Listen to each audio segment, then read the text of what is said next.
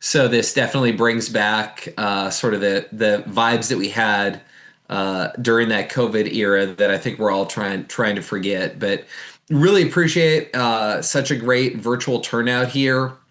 I hope that everybody is staying safe, staying warm, try to stay off the roads if at all possible. And then I'll just remind you now that February 28th will be our next town hall. So, since we last met, the legislature kicked off. We started back on January 12th. So, we've now completed 2 weeks of the legislative session. And I thought I would start by just kind of going over some of the bills that I've introduced that I think are in line with the needs and desires of our constituents. As a reminder, I'm State Senator Ethan Corson, represent Northeast Johnson County in the Kansas Senate.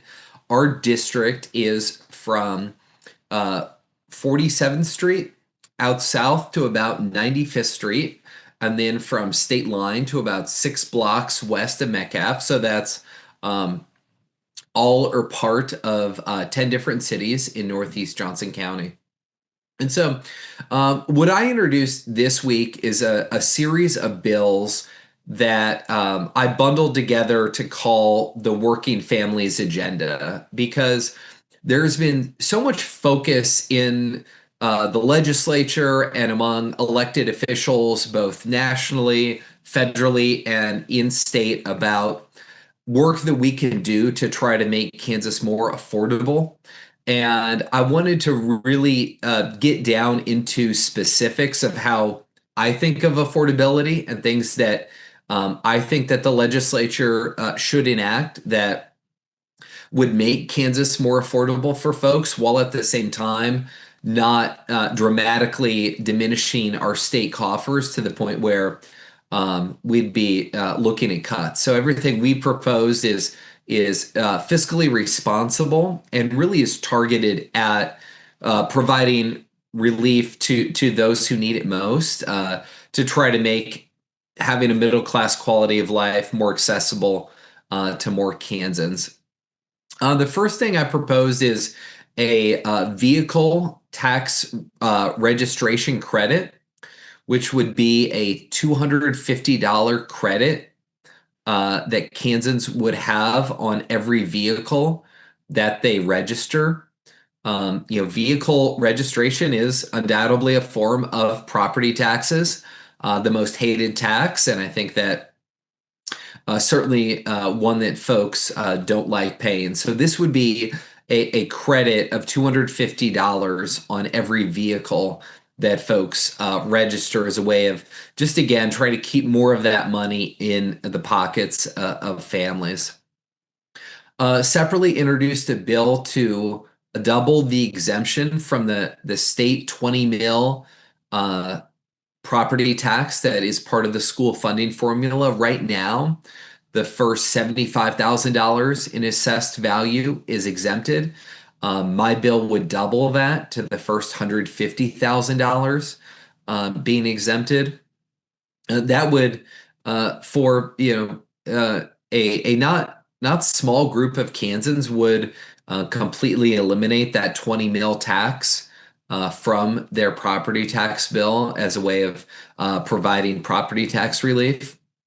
I introduced legislation to end taxes on overtime, which is something that we've done at the federal level and would allow Kansas to mirror that federal policy that has been enacted. I think Kansans have a unique work ethic, and I think that somebody who's working overtime to provide for their family should not be taxed on that income.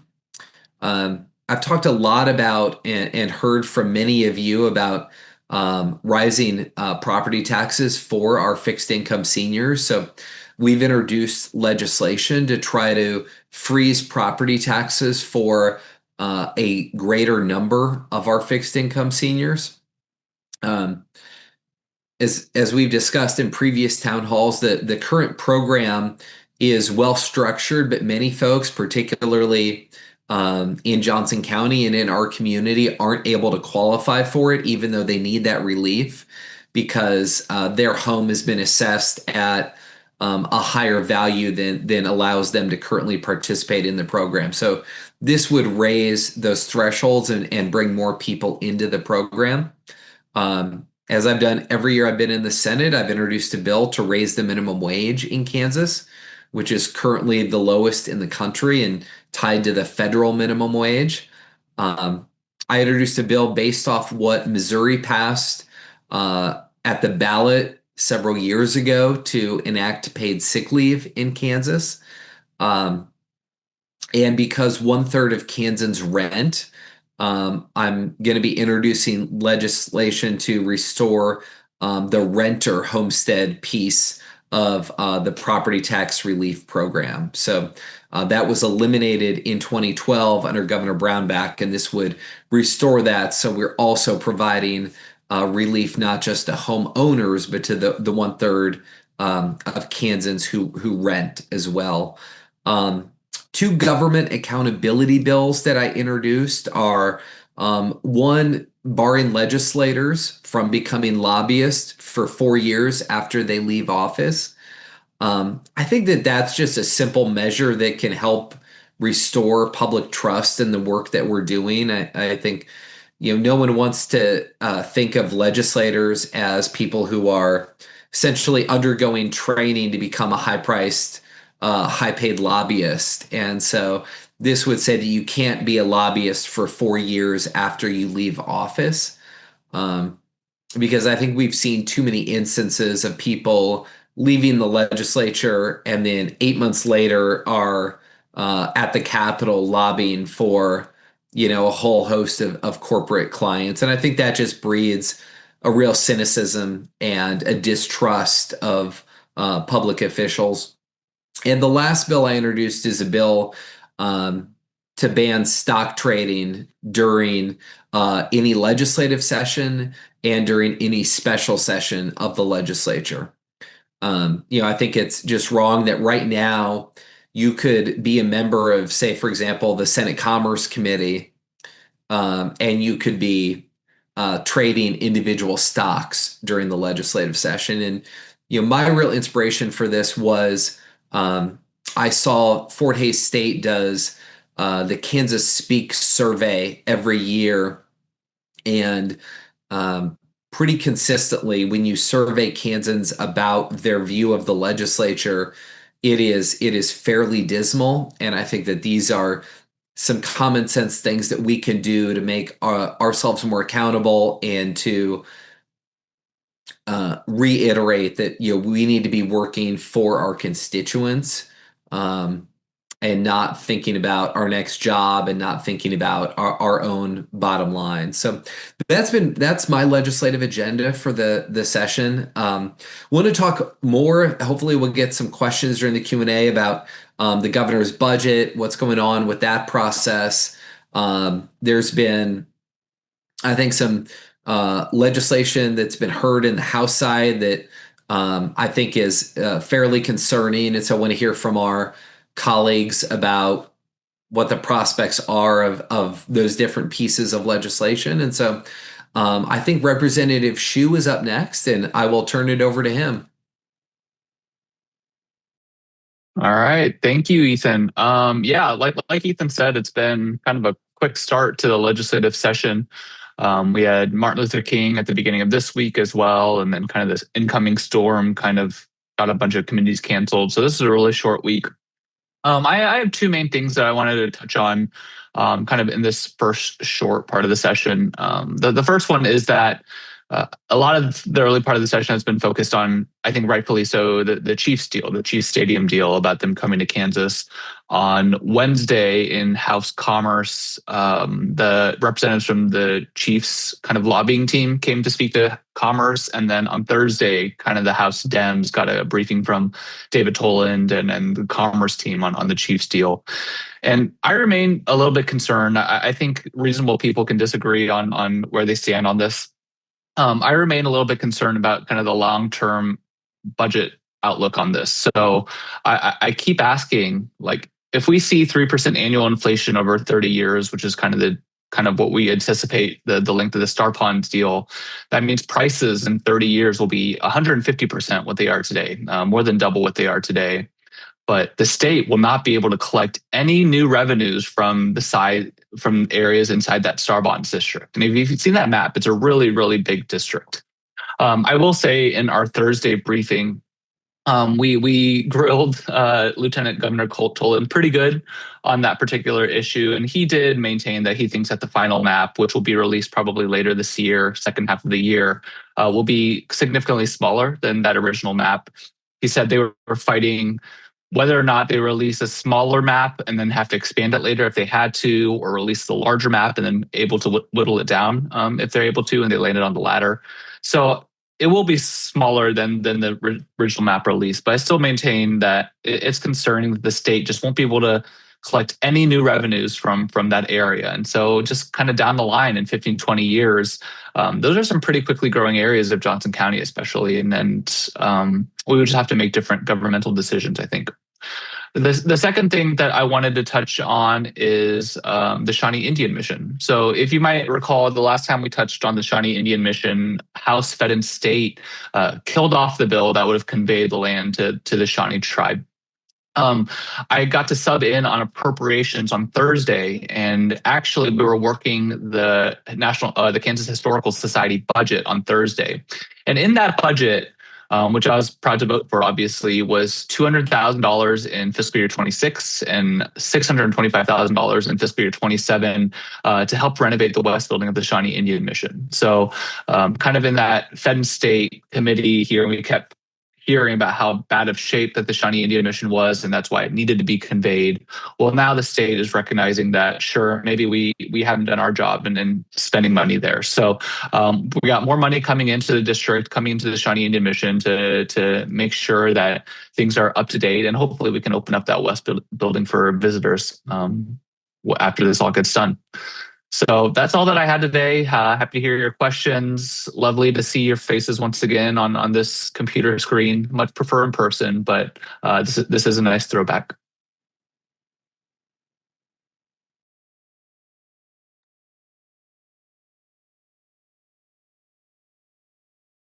Great. I guess I'm next. Good morning, everyone. I usually like to go after Jerry Stogsdill because he has all the education updates, but here we go.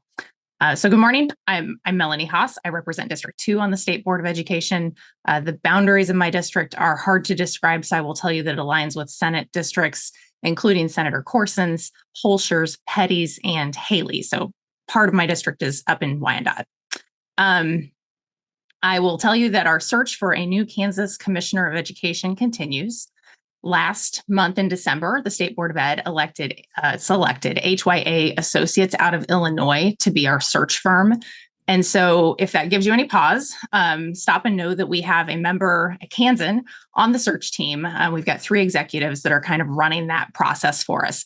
And they've done a really inclusive prep, I think, to get this project off the ground. So I know that some of you in this Zoom room right now actually weighed in on what you want to see in the next Kansas commissioner. They did some Zooms, they had a survey out. And so I know that there have been a lot of really great inputs from Kansans. And if you are interested, the posting is now up. And in fact, anyone can apply to be the next Kansas Commissioner of Education. So I will drop that link in the chat for you if you want to check it out. And then tell you that the plan is for us to do a lot of interviews in March and hopefully have a name in April. So reach out to me if you've got questions about that. But certainly if you know someone in education, I'm encouraging you, please take this link and get it to them, because I think it's really important that we have some excellent candidates to choose from. And then as far as the session, I'm going to kind of dodge what's happening in the legislature. This session does seem to have more bills than ever that are designed to take away local control. So I'll be curious to hear from some of my colleagues their take on that. You will hear me say all the time, people want local control for schools until they don't. And that's kind of what we start to see happen every January. So as a state board member, it's usually a little rough to be in that situation where we're learning about reading the new bills as they come out and going, what are they doing? They need to stay in their lane. So I'm trying to stay in my lane. And I've talked and Representative Stogsdill and others have talked about our frustration with the screens in schools. I've been fighting this fight for what feels, it's been 5 years, plus the time that I worked on it before I became elected. And so I want you guys to know today that I've finally gotten mad. I don't really get mad, but I'm very frustrated about where we are. So I'm giving you a sneak peek and telling you that it is my goal during the February State Board meeting to really push the Kansas Department of Ed and the State Board to take some really decisive action on one-to-one devices in schools. I'm especially angry that schools aren't providing computing instruction. These laptops, these tablets, they are tools. And we are not providing the appropriate guardrails as we hand out these devices to teach kids how to use that tool. You wouldn't give your 15 or 16-year-old the keys to the car and say, here you go, figure it out, have fun. And that's kind of what we're doing with these devices. So stay tuned. I'm going to be pushing to bring back computer labs because some schools have already taken them out. I'm going to be pushing for just more targeted and explicit instruction in how computers work, and then really just giving parents more voice. So I want to say that, the levers that we use at the state board to make policy, these levers really matter. With our friends here on the Zoom, they can go and write a bill. I can't do that, but I have to look around and say, what can I do as a state board member? When we do things that go against the law, that's when we get into trouble with lawsuits. So if the state board overreaches, there may be a lawsuit. If the legislature overreaches, there may be a lawsuit.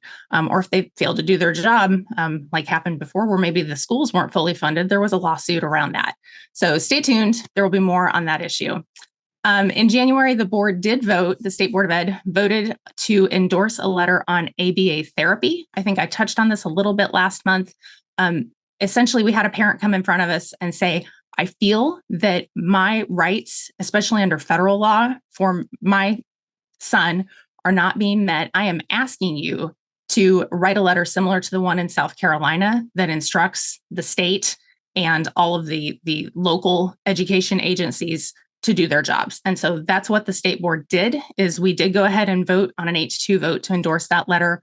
The crux of this whole issue was there are some schools that seem to have blanket policies that prevent certain providers from coming into schools, particularly healthcare, and that would cover those ABA therapists. Those are therapists who come in and work with kids with autism. And so if you are in a situation where you have a young person in your life who may be caught up in this, I am happy to be a resource for you. The message I want you to hear today is that at the state level, KSDE has a whole special education department, and they are ready and very much available to step in and help families navigate that system if they feel that their free and appropriate access to public education is not being met. FAPE is a federal law. And so just want to make sure that families know that there are resources, and I'm happy to be one of those resources. And then finally, I will give you something fun. If you need something to lift your spirits today, you're right here on the computer. When you're done with this Zoom, if you want to pop over, you can actually watch a segment from the January meeting. Mr. Nathan McAllister did a lovely presentation on citizenship for our country's 250th anniversary. He's got some great slides, and I think you will enjoy his message. So I will post it in the chat. I think that next up is perhaps Jerry Stogsdill, but I will leave it to the team here to highlight whoever's next. Thank you.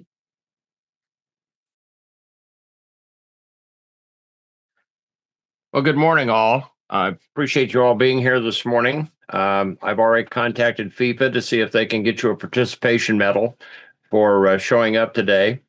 And it was kind of a discouraging week for me, I thought, in the House. It was a very short week, and I'll just kind of go through our three committees that I'm on and give you kind of a synopsis of what happened. Water Committee, which we've had very good bipartisan cooperation on that issue.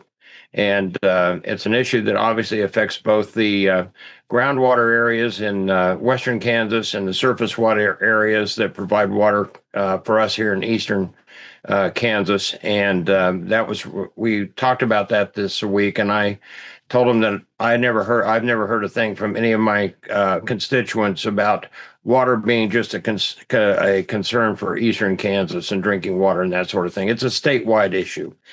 Well, the Water Bureau in Kansas came in to give us a report, and they've been great to work with.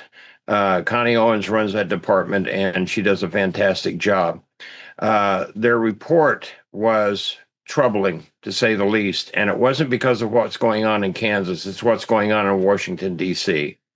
They came in and reported that the EPA is lowering standards for water testing for quality.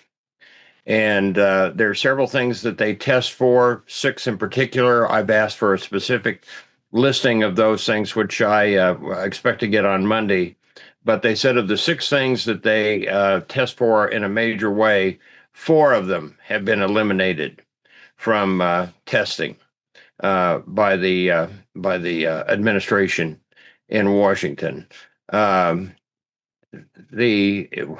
Vaccines are bad enough, but when you start talking about lowering the quality for our water standings or our drinking water standards, that's extremely troubling in my opinion.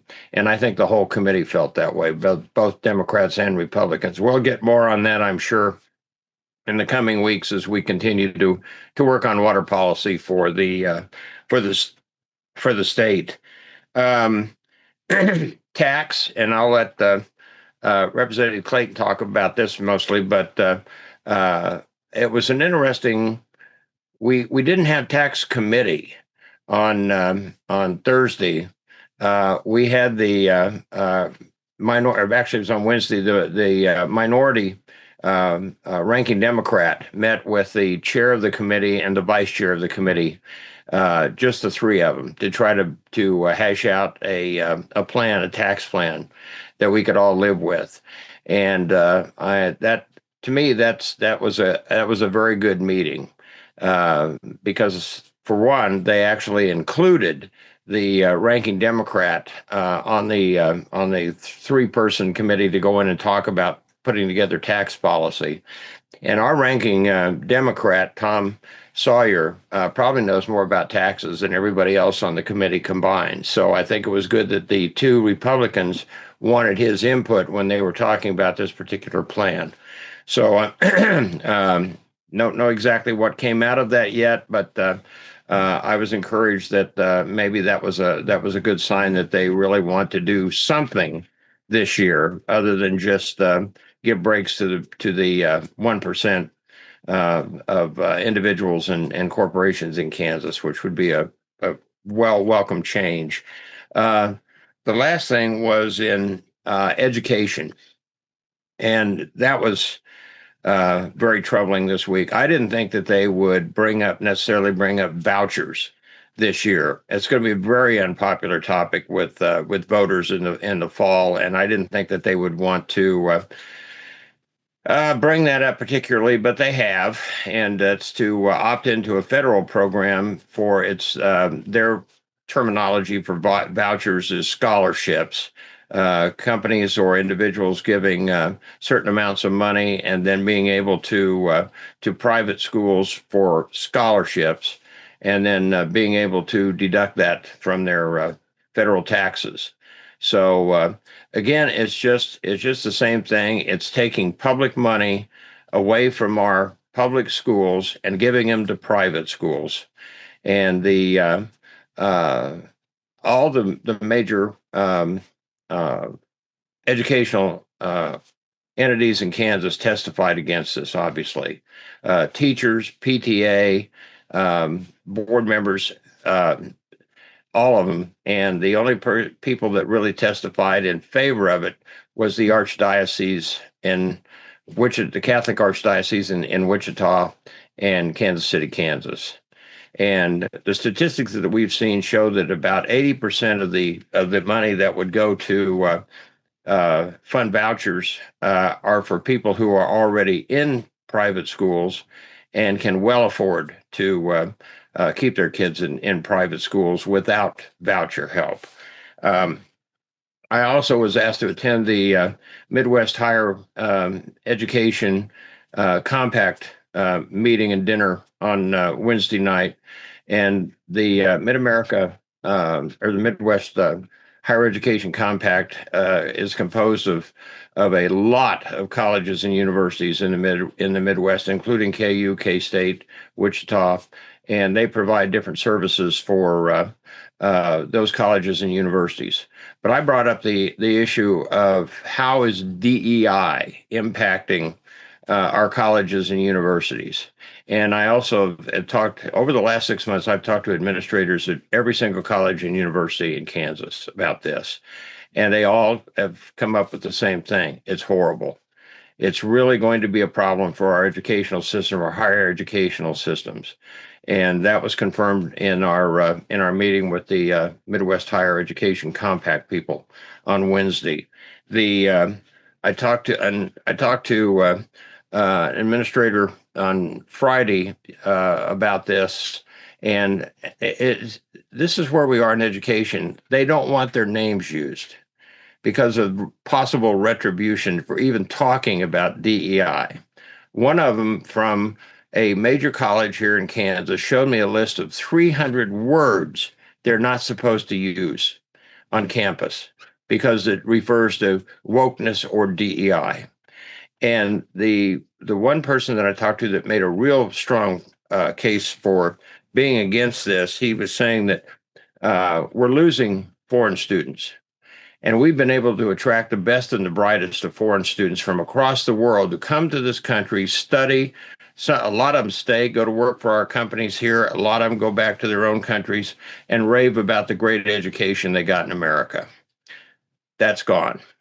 And they're saying not only are we losing foreign students, some of the best and the brightest in the world to come here, especially at K-State, it was in food science and agriculture. We get a lot of foreign students coming in to observe or become educated in those programs, and they're afraid that they're going to lose those. And the other thing that they were talking about, there are also faculties being recruited. Scientists that work there are being recruited. Foreign members who work for corporations that work with our colleges and universities are losing foreign students, are losing foreign employees, and they're being recruited heavily by China, Europe, and Canada. So the people that were coming to our country to study and hopefully become very important members of our society are really not looking for that as much as they were in previously. And I think that's a very dangerous thing for this country. But so that's kind of the quick highlights or lowlights, I guess, of the week in my three committees. And I'll look to answer any questions I can at the end.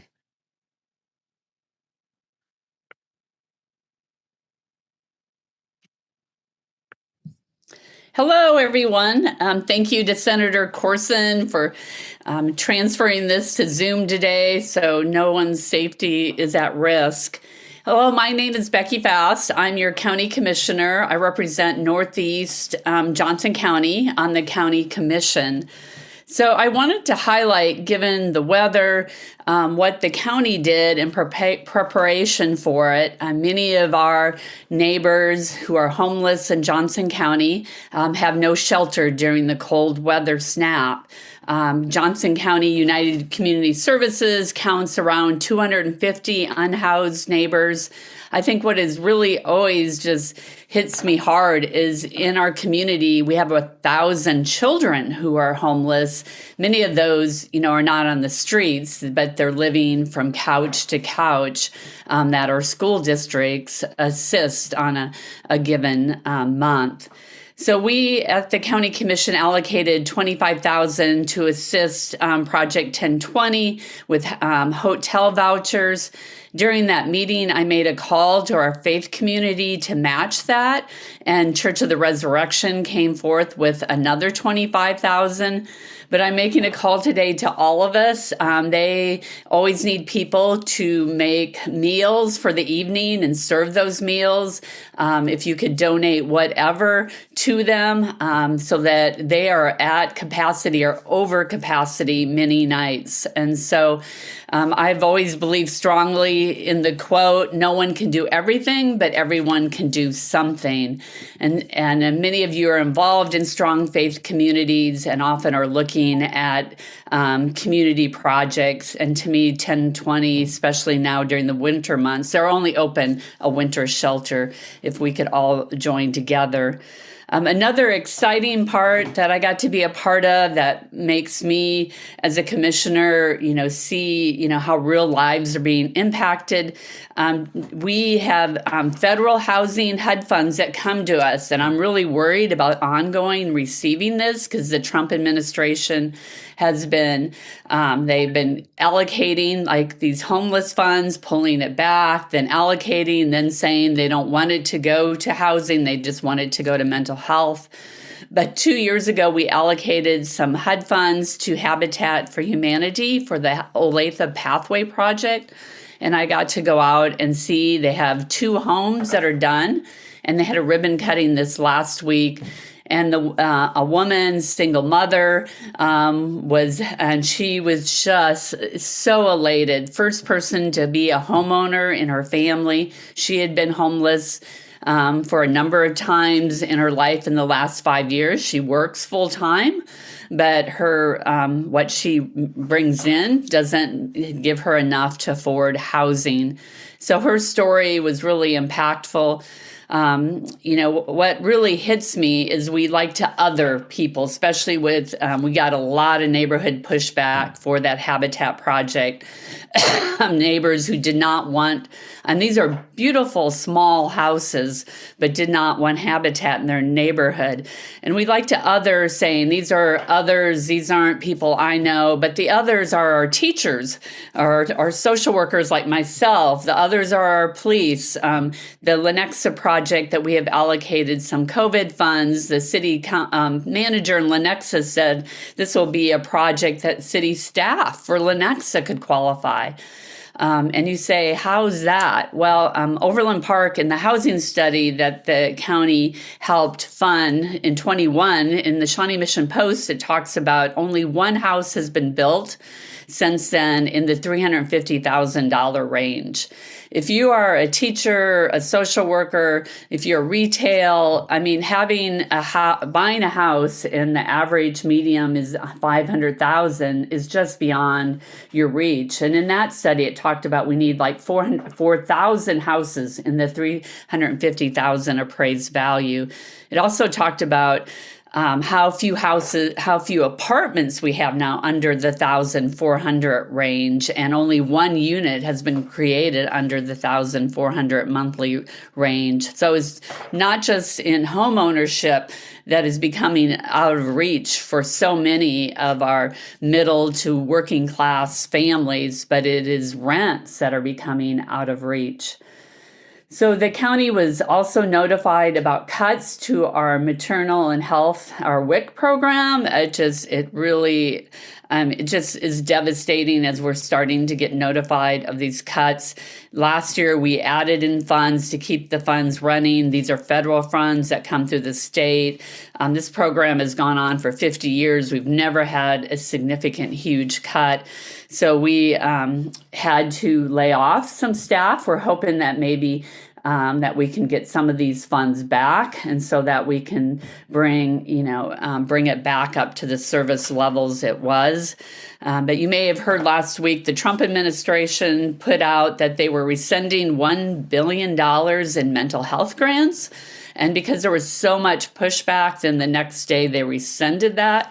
I really feel that's a trial balloon to see what the public is willing to allow. Are we willing to allow to have all these mental health funds cut? Kansas, Johnson County Mental Health, those are significant components of the services, especially really targeted addiction and recovery services. And those services, we in Kansas, across the nation, barely meet the need of these services to help people in recovery, to help them get back to their life, in a healthy wellness way. So I'm really worried about the future of those funds. One exciting thing that the commission did on Thursday is we've been working on the FIFA transportation and how may this help, Johnson County Transit in the future. So I think I've talked before how in May we're starting this Johnson County United Airport Drop and Ride. It's not a drop and park that we'll go from, Overland Park Convention Center, Lenexa City Center, and back and forth to the airport. But this week we signed agreement, and it's going to be called Johnson County United Link. And so it will be a circular route in Johnson County, and it will be with 7 cities: Leawood, Lenexa, Merriam, Mission, Olathe, Overland Park, and Shawnee. And so it will be branded under Johnson County United. You can go to the app, and there will be 14 stops across Johnson County. And that service, we'll expect it early June to mid-July in coordination, with FIFA. One of the main stops will be the Overland Park Mall.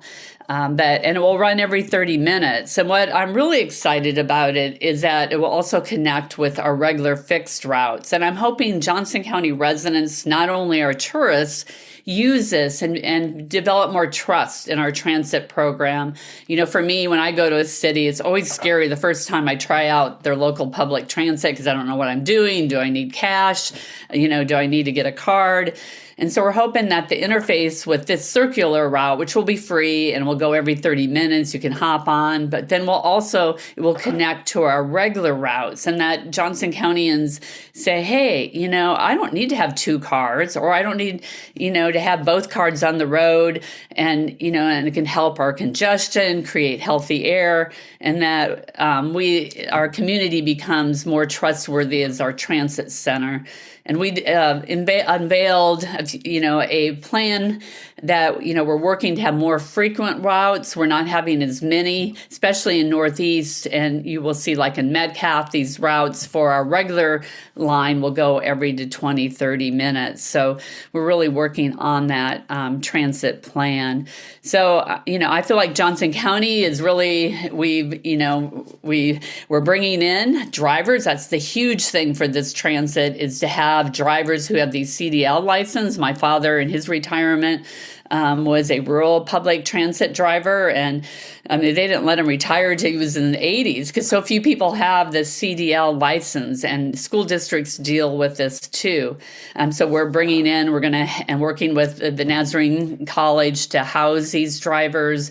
We reserved buses a year ago because there won't be any buses. So Johnson County has really been preparing way in advance. One exciting thing, we worked with Johnson County Parks and Rent to buy a huge, big screen at Theater in the Park, so you can go there and watch the games and eat popcorn with your fellow residents. I know it's the tickets for the FIFA games are very expensive, but so that everyone has access locally to watching the games.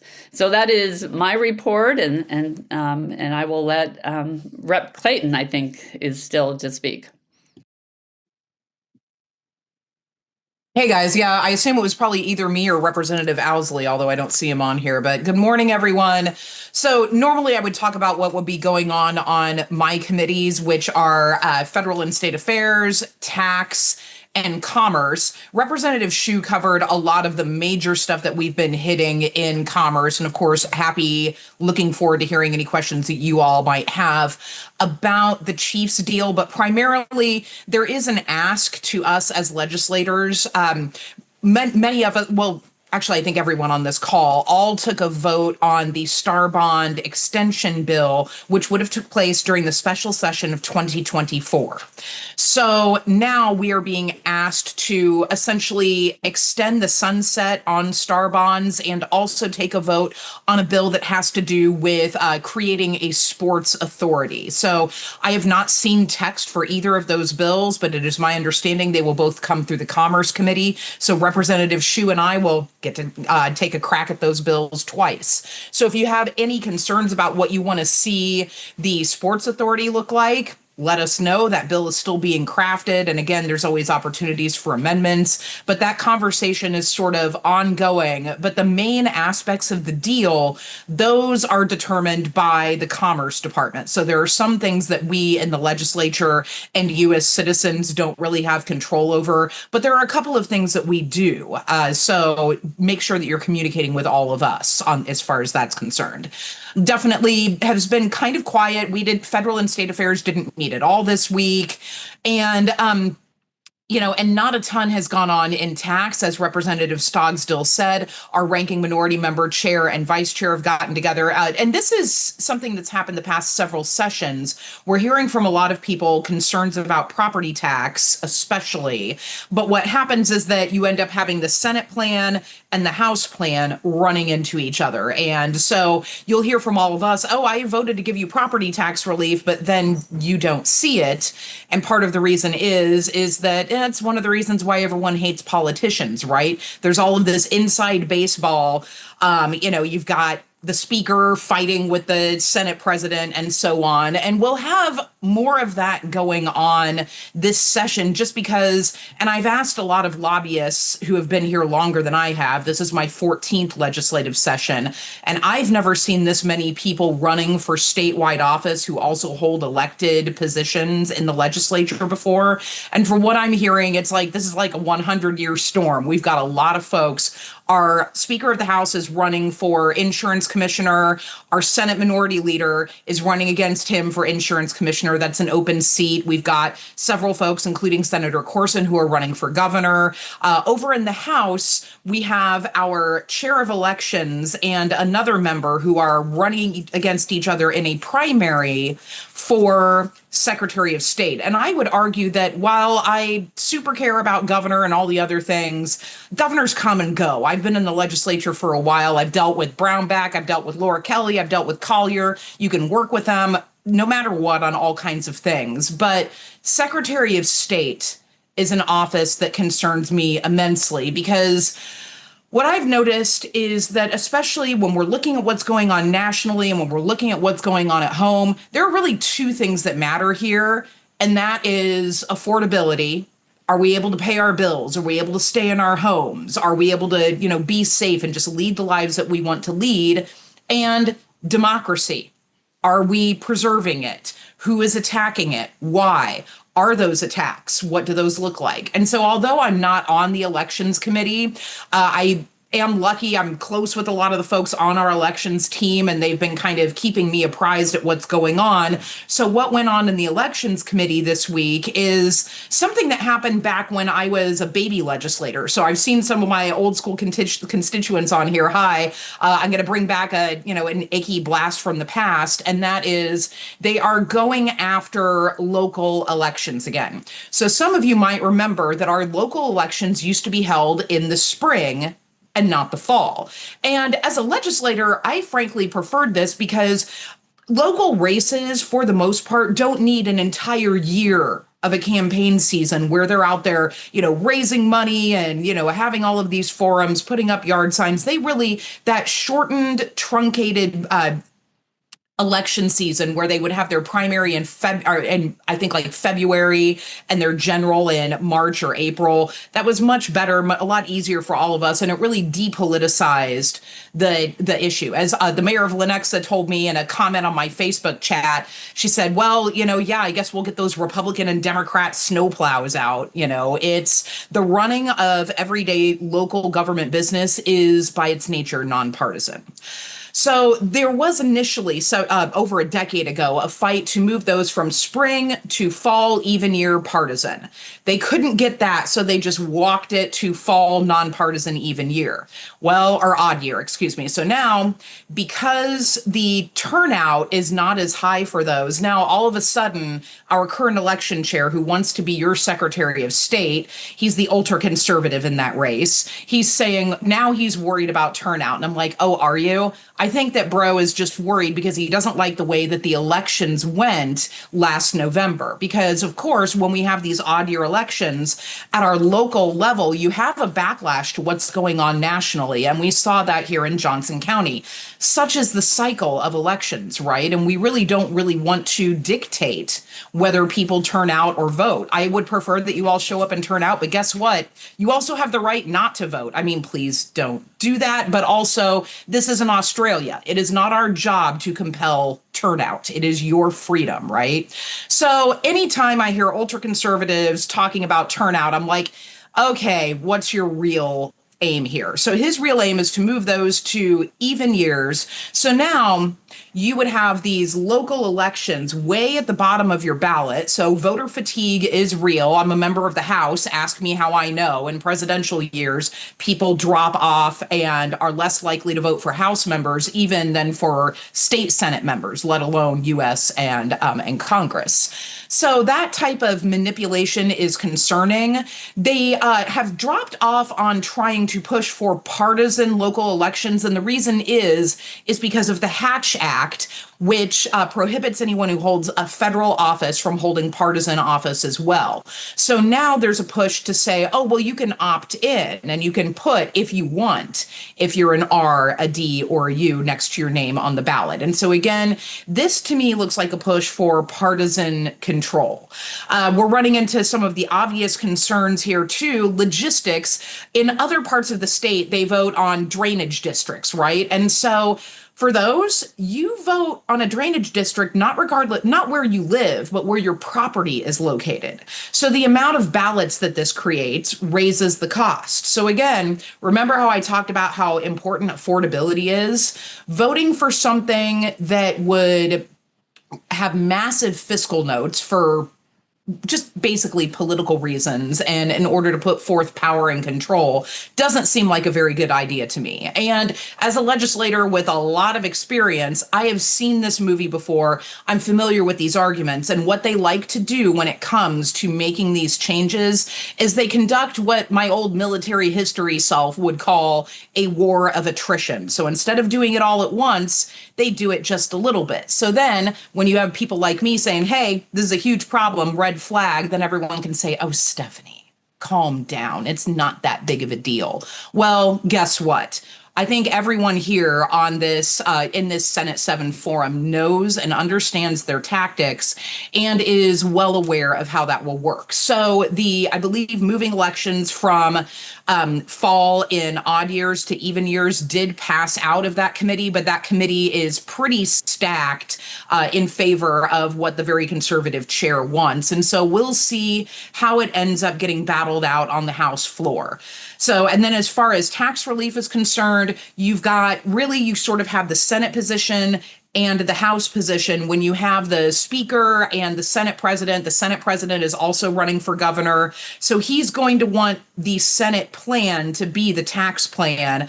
But it's too early in the session for me to really talk about what's going on the inside. But I've told you all before, I'll let you know when to get worried. I am not concerned about the state of property tax relief. I think that we will see meaningful property tax relief, and I think that it will be a plan that is palatable, in particular to our local governments here in Johnson County, who are very obviously under attack in a number of ways. So I am staying tuned to that.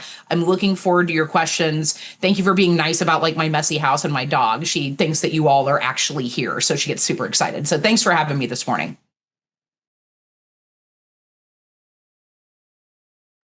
All right. So I think that the way we're going to do this is we are going to have questions go in the chat. And then Maxwell is on our team is going to moderate that and we'll ask the questions. And then our panelists will be raising their hand to answer those questions. So so if you do have a question, put it in the chat, and I will let Maxwell moderate that. Okay, we have a question for Commissioner Fast about housing. What's happening in the tiny house effort? Yeah, I mean, with tiny houses, our cities regulate the zoning and the planning. So I know, like City of Overland Park is doing some more dense housing forms. But Westwood allowed ADUs, Prairie Village didn't. And so that's one thing county is working on. Let's bringing together all our cities, because it's really hard for housing developers. Each city has these different codes and these different processes. And so is there a way that we can have it be more smoother, if you're building in Prairie Village and also in Overland Park? But Overland Park is really leading the way with having, a quicker process. What's interesting is that they have a lot of houses that they've gotten through their planning process that haven't been developed, that are in this backlog. So developers, I think, really are looking at the economy and how much risk they can take.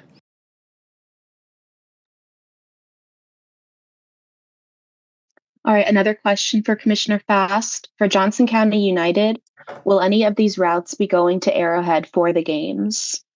So I'm excited that for the Northeast, Mission will be a central route. So FIFA has what they call FIFA Connect. So like Mission, Lenex Overland Park will go to Fan Fest, and then from Fan Fest you go to Arrowhead. So across the region, there are routes that go to Fan Fest and then go directly to Arrowhead.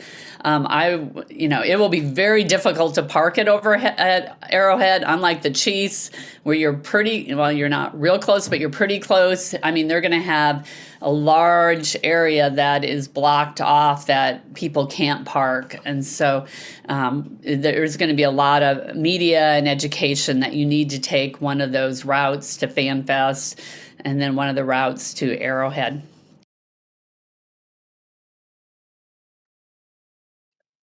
And then another question for Commissioner Fast. I'm the most popular today. How to direct money for the homeless winter shelters. And then somebody replied to that and said project1020.org.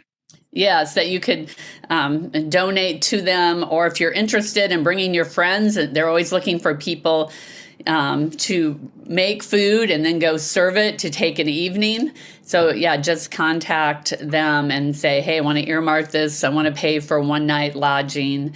Let me know. And so, yes, thank you. Thank you. This could be a question for anyone. Where are we at risk besides Leavenworth for having DHS or ICE purchase land or buildings to warehouse people in Kansas? How can we get ahead of this before it happens in our state?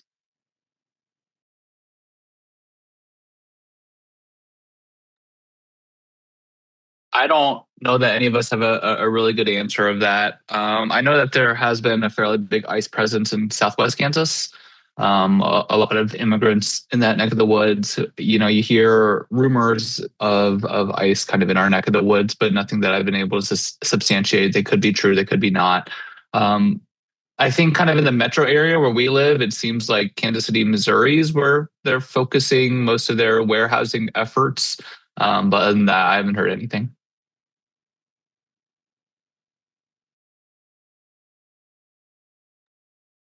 All right, this is a question for Senator Corson. They said, thank you for the bill for helping renters. What is the bill number and what is the probability of it being passed? Yeah, that is going to be introduced this week. So it'll get a bill number this week. We're putting the finishing touches on it. The Department of Revenue had some feedback on just small modifications that they would like to see to the language from the way it was written before it was repealed. And so wanted to try to incorporate that. And they were just more technical changes. So we'll be introducing that bill this week. I'm hopeful that this can be part of the conversation. We are um, looking at trying to streamline and refine those programs. And I think that this is a really important part of this, because I think sometimes folks have said, like, oh, well, renters don't pay property tax, but obviously that property tax is very much being paid by their landlords, and then is being passed on to those renters in a very, very real way. So, I'm going to continue as we have that discussion to really be adamant that if you're in a state where 1/3 of the people are renters, that you can't really say you're passing meaningful property tax reform if you are not very much including renters in that discussion. So, I may have to get creative with trying to get this on as an amendment to other property tax related bills. But again, I just think, you cannot say that you're providing this relief when you're leaving out 1/3 of folks. And I think Representative Clayton also may want to jump in on this. Yes, thank you. And I apologize, Senator. I was, pouring coffee or dealing with the dog. Is your bill the homestead exemption for renters? So it is. It's basically going to be restoring the homestead exemption for renters that was repealed, as you would know, under Governor Brownback. Oh, yeah. There were very small tweaks that Revenue had, just that are more technical tweaks, but that is the concept, is to get that restored for renters. Yes. So I've been introducing that for a number of years on the House side. Just so you know, and it's we're kind of having inside baseball here, but like whatever, it's Zoom, we're all cozy. So our chair in tax likes this. So just bear that in mind, that you've got friends and support on the House side. So, fingers crossed. And he's absolutely right. And it's ridiculous because that homestead exemption for renters was put in place in 1978. I was like a 1-year-old baby, and it had been in for that long, and then ended up on the cutting room floor when Brownback did his tax plan in 2012. When we did the repeal of the tax plan, and Representative Stogsdill will remember this, we tried to put that back in, but we just couldn't afford to do it. There just still was not enough revenue. So it really needs to come back in, especially based on what Senator Corson said. I honestly didn't know that 1/3 of Kansans were renters until you brought that up. See, this is why we talk on, and so for those of you who are, you probably think that we see senators and House members see each other all the time. The only time I ever see Senator Corson, even though we're always in the same building, is either when we're in Joint Tax Committee, because he's ranking on tax, or when we're at home. We are always like ships passing in the night, senators and House members. So that's why these forums are so valuable.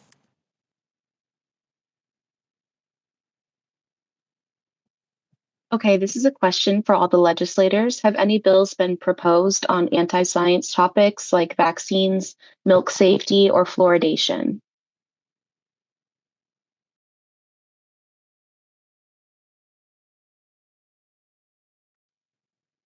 I haven't heard any chatter on any of those things this year.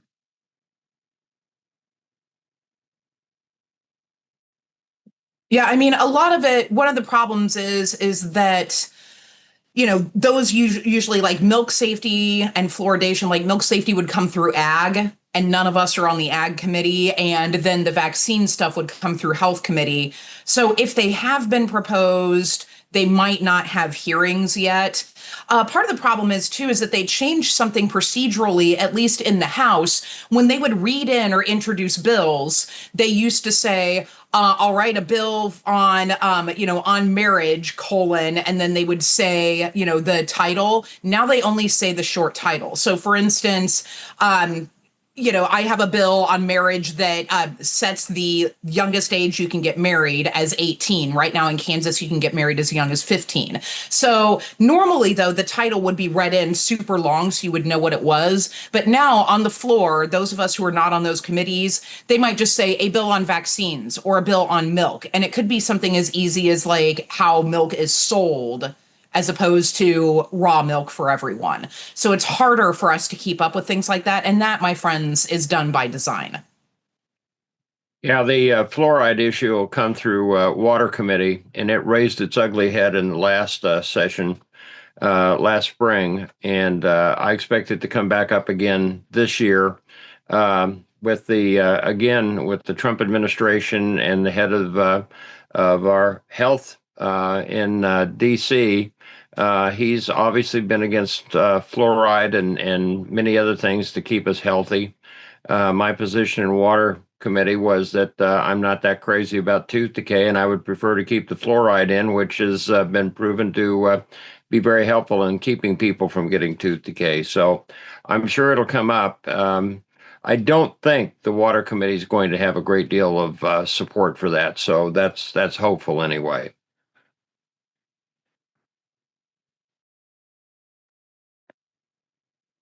All right, this question says they're curious about the bill that would impact property taxes for vehicles. Who would qualify for that discount or rebate? And is there a way to just lower the property tax amount for registering a vehicle altogether? I can take that. That's a great question. So the way that this bill would work is that every single Kansan, when you go in to register a vehicle, for every vehicle that you would register, you would start with a non-refundable $250 credit. So if you went in to register a vehicle in Johnson County, and you would normally owe $175 in registration, you would pay nothing to register that vehicle. You would not get $75 back. It's not refundable, but you would pay nothing. If you would normally pay $500 to register a vehicle, you would pay $250, because that $250 credit would be applied to basically the first $250 of that $500 vehicle registration. That would apply to every single vehicle that you register. So if a family has 2 cars, it would apply to 2 cars. If they have 4 cars, it would apply to 4 cars. And the question about how could we lower, would it be better to lower property taxes for vehicle registration for everybody? That is something that we really can't do at the state level, because your vehicle registration is collected by the county, and it is set in large part by a mill rate that is county specific. And so we wouldn't really, it would be very mechanically difficult to do that statewide, because what somebody would pay to register the same vehicle in County X would be different than what they would pay to register the same vehicle in County Y, based on the different mill rates in those counties. So I think the easier way to do it is what we've proposed, which is just to give everybody in all parts of the state on all vehicles the same $250 credit for each vehicle. And then the way that it would work then is the county treasurer would, by the 10th day of each month, submit to the Department of Revenue how much revenue that they did not collect because of that $250 credit.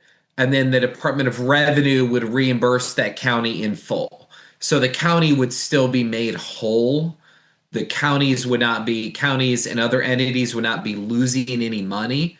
So, they would say, John Smith came in, he registered his vehicle. We would have normally collected $500. We only collected $250. So state, you owe us that $250, and then the state would reimburse the county.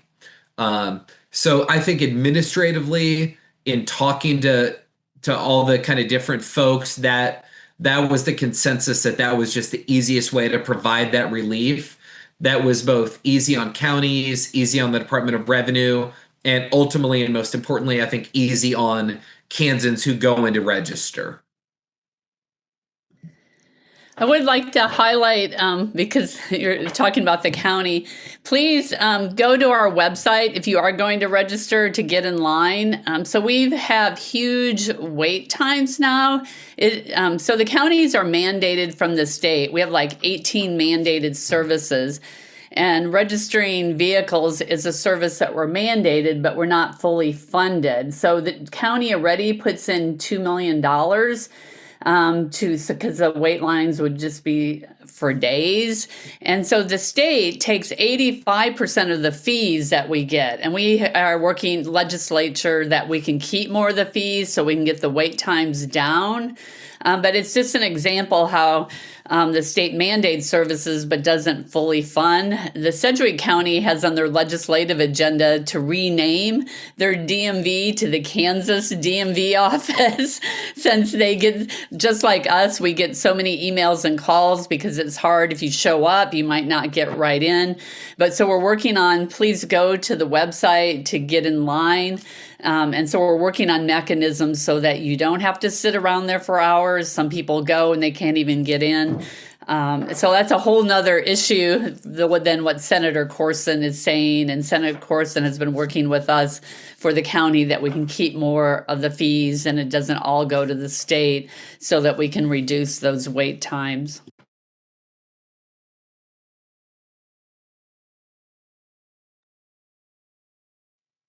This question asks, might our state consider joining the World Health Organization like California just did after the US has withdrawn, referring to California joining the World Health Organization's Global Outbreak and Response Network? I can go ahead and take that because I'm a member of the Federal and State Affairs Committee. The House just passed a bill that came out of that committee that says that not only does the WHO, but also the UN and the World Economic Forum not have authority in Kansas. So pretty strong backlash against the WHO. I think it's, and that was primarily pushed by maybe like 3 people, one of whom was a Moms for Liberty member. And there sure was a rush to get that passed on the House floor. No rush to cut your taxes or to make your lives easier. But yes, the chances of that are slim to none. But we did run a really awesome amendment that would have struck all of that language and say that ICE has no authority in Kansas. So sadly, that didn't get on either, but, you know, its efforts were made. But yeah, WHO, I would say quite the opposite of that, because there's just that push against any sort of international group coming through. Maybe a Senate thing, but not a House thing. Yeah, I just wanted to add to that. I was very proud to see our members when the Susan Ruiz introduced the amendment to got World Health Organization, United Nations out of that bill and insert ICE. And practically every member of the Democratic caucus in the House went up and spoke in favor of that amendment, while the Republicans were madly trying to figure out how to deal with this. And so they did their usual thing and had it declared non-germane. So back to the WHO and United Nations at that point.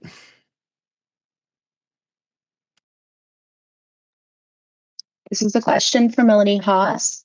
Could you speak more about the need for computer literacy and digital skills for employment and how Kansas schools are addressing this need? Absolutely. Thank you for the question. I talked earlier about one-to-one devices and how I really want to emphasize that just because you have a computer or you have a phone, that doesn't make you a developer. It doesn't prepare you for the kinds of jobs that we're now really focused on bringing to Kansas. And frankly, a lot of the computing jobs continue to be remote. I'm looking for a job right now in tech, and a lot of those jobs are based in California. They're based all over the world, but you need to be able to operate from the comfort of your own home. And I think that a lot of our students are going to face that, not just when they go into technology jobs, but any job where they're working remotely with a team. I mean, we live with these devices every day. Here's the problem. In schools, we are not teaching kids how to use the devices. We're handing out laptops, we're handing out tablets, and there's no instruction coming from that individual classroom teacher saying, hey, class, today we're going to talk about how a computer works. So when I think about the skills that are needed to be successful in modern jobs, I think about things like digital literacy. When I get online, can I read something that I'm looking at on the internet? Can I assess what I'm at, the information that I'm getting, and can I start to arrive at some conclusions? I think about wanting kids to be able to evaluate and really communicate information in a way that is honest. I go back to that when post-truth really became a thing during COVID.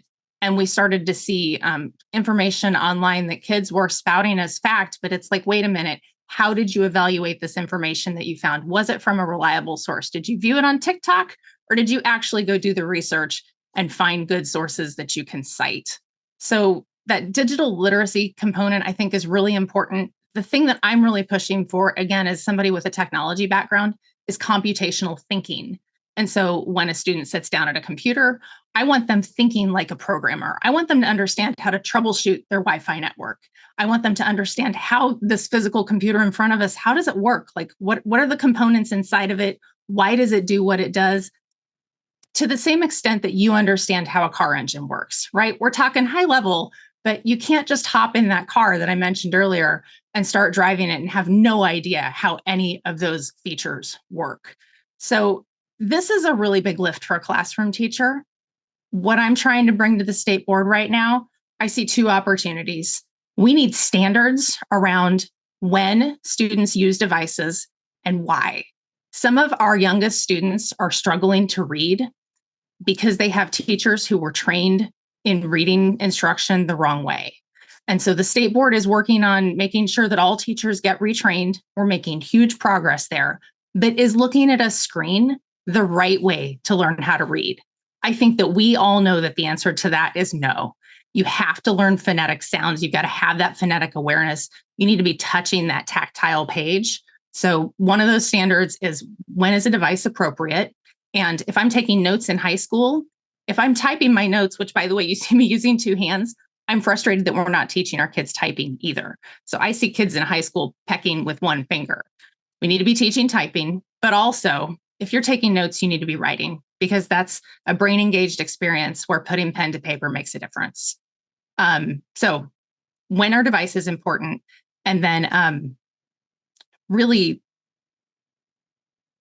what does it mean to, let's say, computational thinking, digital literacy, when our device is important?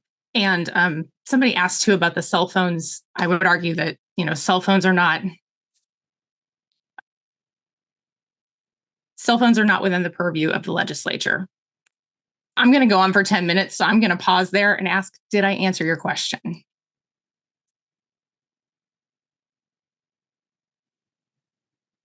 And Jerry's got his hand up, so I definitely want to hear what Jerry has to say. Yeah, I might jump in on this too, that the cell phone issue, in my opinion, is a perfect example of why we should turn this over to local control. Because the cell phone policy in a district like the Shawnee Mission School District with thousands of kids may be completely different than in a small rural school district where the entire county is only 1,500 people. So I think that these are decisions that should be left up basically under the direction of the State Board of Education and our local school districts. The bill has already been talked about in Education Committee, and Melanie and I have talked about this. I think tablets ought to be absolutely outlawed in our elementary schools up through at least the fourth or fifth grade. These kids, especially in kindergarten, first grade, second grade, and so on, I think the tablets are an absolute detriment to their learning process. And those kids need some consistency in type and fonts, that sort of thing. And I've looked at a couple of these tablets where the kids have in like the first grade, there might be 3 different sizes of fonts and 3 different fonts on the same page. And I have contacted people especially a woman at UCLA that is one of the top people in early childhood development, and she has done a tremendous amount of study on this. And she said kids absolutely have to learn by sending a brain signal to your arm, to your hand, to a pencil, to paper. That's how they learn. They don't do it by sitting there and trying to type on a tablet or respond on a tablet in first and second grade, and certainly not kindergarten. So I think I've talked to the chair of the education committee in the House and said if we're going to talk about cell phones, we're going to talk about tablets at the same time, and we're going to talk about local control. Sorry, I had my hand up as well, just because this is a little bit of a controversial issue, I think, except for not really, right? I think that we have numerous studies that show that the real problem, and I think the thing that a lot of parents really don't like, is the fact that kids are always looking at a screen or always, looking at either a tablet screen or at their MacBook. And removing personal devices from students does not remove distractions. One of the beautiful things about our kids here in Shawnee Mission is that they are brilliant. And what they do is they set up group chats in Google Docs.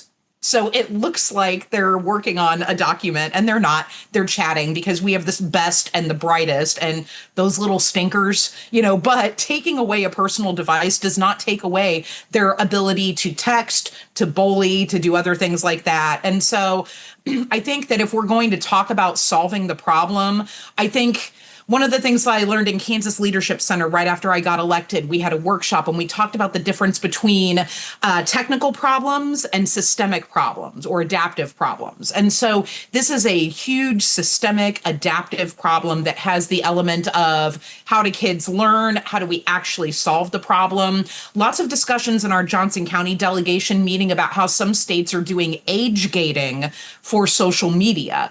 So not unlike the way that we did that, like the age limit where you have to prove your age to visit adult or pornographic websites. They are talking about potentially doing that, I think, in Indiana and Utah for age gating for social media. So that's a completely different situation. That might be more in legislative purview than, say, telling schools what to do during their time period. So it's a major systemic issue. I think that none of us really like the fact that kids aren't retaining well when it comes to their screens. I don't even know if they're taking typing classes. So I don't know if kids actually know how to type even, or touch typing the way that, I learned from Mrs. Weavers back at Trail Ridge. That dates me. But in any case, so I want to make sure that we're actually solving the problem and not just telling the feel-good thing that looks like we're solving it when we're not actually.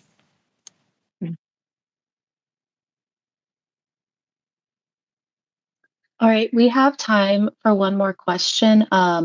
This is a question that somebody asked about the budget. I understand that the legislature needs to cut the budget by $200 million. In light of recent budget surpluses, why has this become a major concern?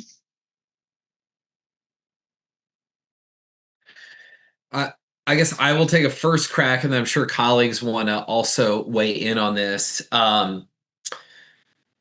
Look, I mean, we always need to be mindful of the budget and making sure that we have a fiscally responsible budget. The budgets that Governor Kelly has proposed always have been and continue to be fiscally responsible. I think that we have a rainy day fund of over $2 billion.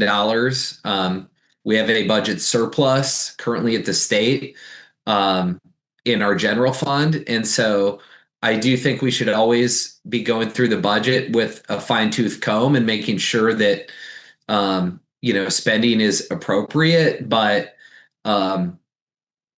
needs to cut, I think, is sort of being used as this is a chance to cut programs that we just don't like and don't think we should be funding, which are mostly programs that go to a lot of Kansans who are in the most need of help. Things like SNAP, things like Medicaid, not putting the $50 million. Governor Kelly recommended $50 million towards special education in her budget. I think that there will be a big, somewhat of a political fight about getting that money for special education. So I am all for, having fiscally responsible budgets, as I know my colleagues are, but I think some of this is cutting things that we don't like under the guise of being fiscally responsible. Yeah, and I would say there's probably a little bit of it too. One part of it too is cutting employees, which is kind of a way of soft cutting agencies and programs as well. If we don't have the employees to be able to kind of properly staff everything, then the agencies can't function as they're supposed to, as we learned during the Brownback years. There's also kind of I don't think conspiracy theory is the right word, but I think there is a hope that we're able to retain budget now and build up a big rainy day fund now, and hope that they elect a far right Republican governor who's just going to take that money and pass tax cuts for billionaires. And so that is another reason why we're seeing these lean budgets the last couple of years.